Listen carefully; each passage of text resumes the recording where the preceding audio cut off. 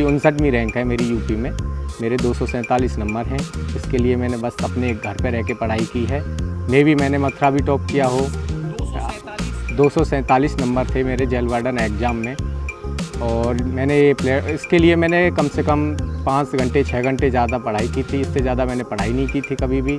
कभी मैं अपने दिमाग पे डिप्रेस नहीं हुआ था कि मुझे क्या करना है क्या नहीं करना है। सिर्फ एक मेरा उद्देश्य था, सिर्फ पढ़ना। अगर हम किसी लक्ष्य को पाना चाहेंगे तो सिर्फ हमें एक उद्देश्य एक एम बनाना पड़ेगा कि हाँ हमें पढ़ना है।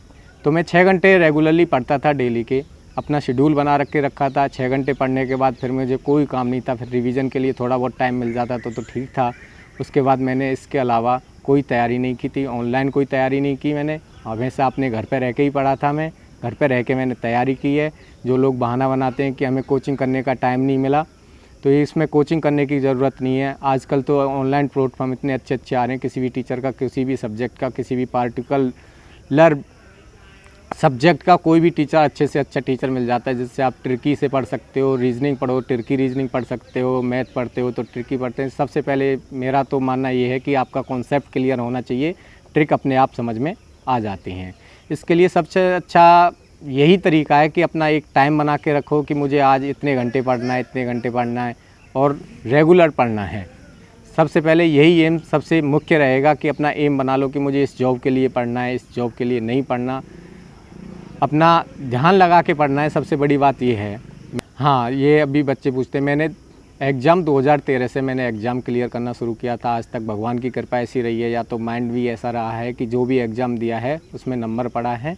और मेरा मानना है कि घंटे को लेकर बच्चे सोचते हैं कि मैंने कितने घंटे पढ़ाई की है, मैंने क्या किया है क्या नहीं किया। मेरा सबसे बड़ा उद्देश्य था कि एक एम बना लो कि मुझे 2 घंटे पढ़ना है, पढ़ना बस मन लगा के पढ़ना है। 2 घंटे की पढ़ाई भी आपके लिए सफिशिएंट हो जाएगी जब आप दिल लगा के पढ़ोगे तो। पर उसके लिए थोड़ा सा टाइम पीरियड थोड़ा सा ज़्यादा लगेगा। अगर 4 घंटा मन लगा के पढ़ोगे थोड़ा सा टाइम उधर कम लगेगा। अगर आप 6 घंटा पढ़ोगे तो उसमें और टाइम लगेगा। इससे 6 घंटे सफिशिएंट टाइम होता है मेरे हिसाब से। तो 6 घंटे अगर आप एक सब्जेक्ट को 2-2 घंटे भी दोगे, 3 सब्जेक्ट हो जाती हैं, 4 सब्जेक्ट हो जाती हैं। एक सब्जेक्ट के लिए 2 घंटे टाइम सफिशिएंट टाइम होता है मेरे हिसाब से। बच्चे ज़्यादा डिप्रेस हो जाते हैं, 18-18 घंटे पढ़ते हैं, 6 घंटे सोते हैं। उससे ये है कि हमारा माइंड काम नहीं करता। सबसे अच्छा तरीका पढ़ने का और पढ़ने का टाइम सबसे अच्छा टाइम है 4 बजे का टाइम, जो हमारा दिमाग 100% काम करता है 4 बजे के टाइम पे। सुबह 3 बजे आप जगो, नहाओ धो फ्रेश होके अपना 4 बजे पढ़ने बैठो। उसके बाद कम से कम तुम 4 से 5 घंटे, 1 घंटे में 15 मिनट का रेस्ट ले लो, कोई दिक्कत नहीं है। 15-15 मिनट का रेस्ट लो। 1 घंटे में 45 मिनट इतना पढ़ो कि हाँ, आपके दिमाग की बत्ती इतनी जल जानी चाहिए कि आपने जो भी पढ़ा फिर उसे आप कभी भी कोई भी जहाँ भी जैसे भी पुटअप करे आपको उसको ऐसे जवाब दे दो। और कोई भी चीज़ को इतना डीपली पढ़ो कि हमें कोई तोड़ मरोड़ के कुछ भी पूछे वो हमसे कोई गलती होनी नहीं चाहिए। और दूसरी बात, आदमी गलतियों से ही सीखता है।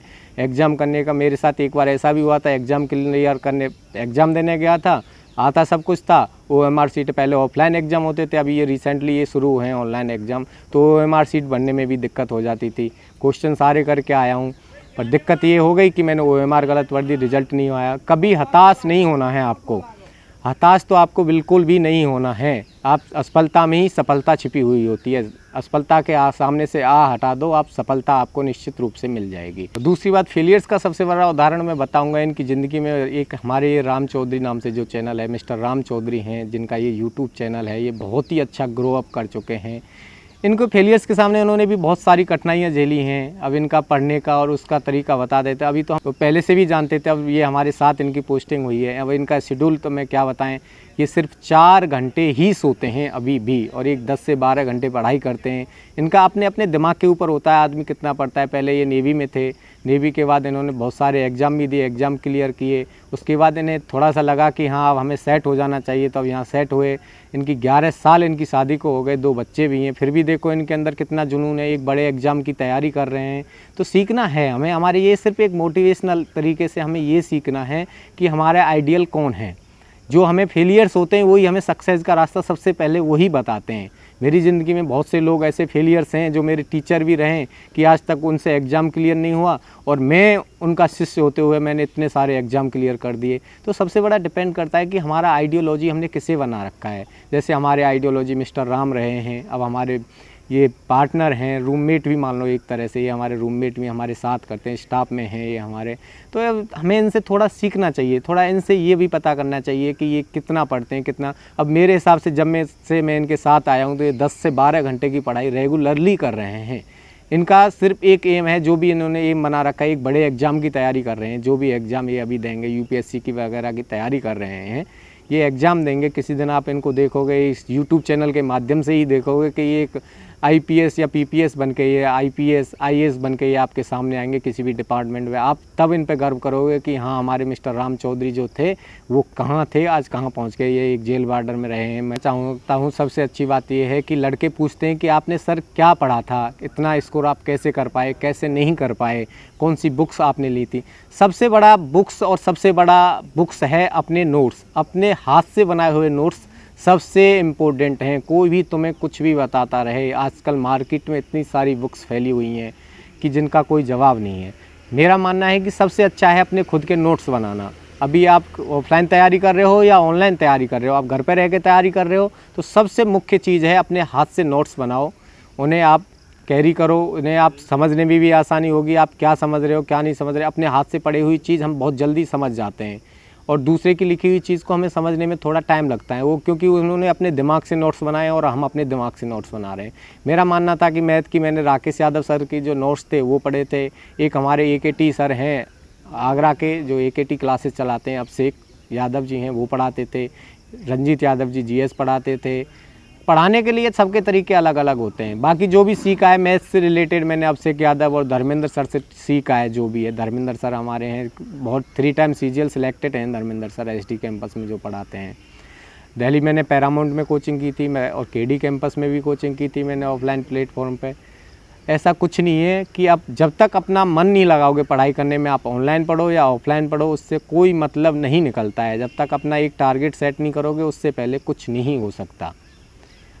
सबसे अच्छा तरीका है बुक्स पढ़ने का। राकेश यादव के नोट्स ले लो या अपने खुद के। मेरा मानना है कि अपना पहले पढ़ो किसी से, बस नोट्स अपने आप बनाओ, जिससे तुम्हें समझने में आसानी हो, जिससे तुम जल्दी से कैच कर सको। तुम्हें किसी और को तो बताना नहीं है, अपने आप को समझाना है।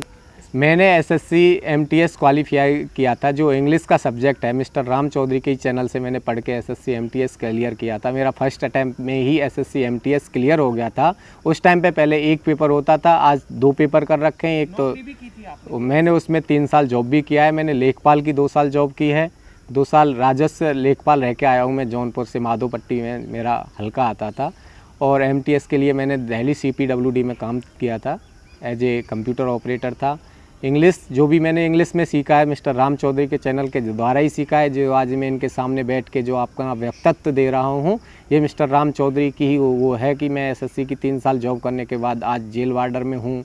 मैंने लेखपाल की भी जॉब की है। SSC GD में कभी गया नहीं, वो भी मैंने राम चौधरी सर से ही पढ़ा था। जो भी पढ़ा था ऑनलाइन प्लेटफॉर्म पर जो तैयारी की है मिस्टर राम चौधरी के ही यूट्यूब चैनल से मैंने तैयारी की। ये भी मैं कहना चाहूँगा, जो लड़के लगातार मेहनत कर रहे हैं, 4-5 साल से मेहनत कर रहे हैं और वो उनका एग्ज़ाम क्लियर नहीं हो पाता है, उन्हें अपनी पहले तो गलतियों को ये देखना पड़ेगा कि वो गलतियाँ कहाँ पे कर रहे हैं, उनका कौन सा सब्जेक्ट लूज है। सबसे पहले ये देखना पड़ेगा।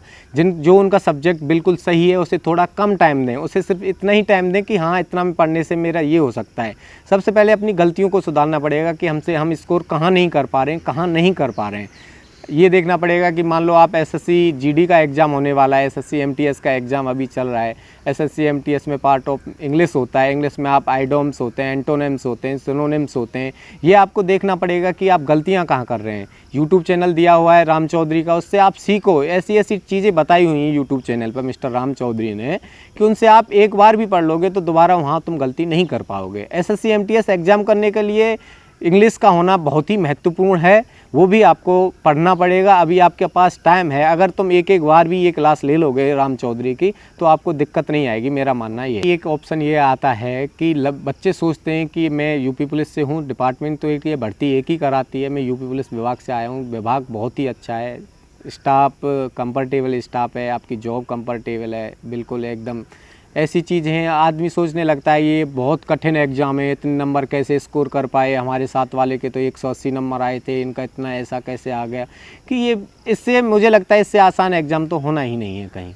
क्योंकि क्या मेरिट समझ रहे हो, 180 182 को जो मेरिट आ रही है कुछ मायने नहीं करता। आदमी को बस एक लगन होनी चाहिए, पढ़ना चाहिए। मेरा मानना है सिर्फ पढ़ने से जो आप हासिल कर सकते हो वो किसी चीज़ से हासिल नहीं कर सकते हो।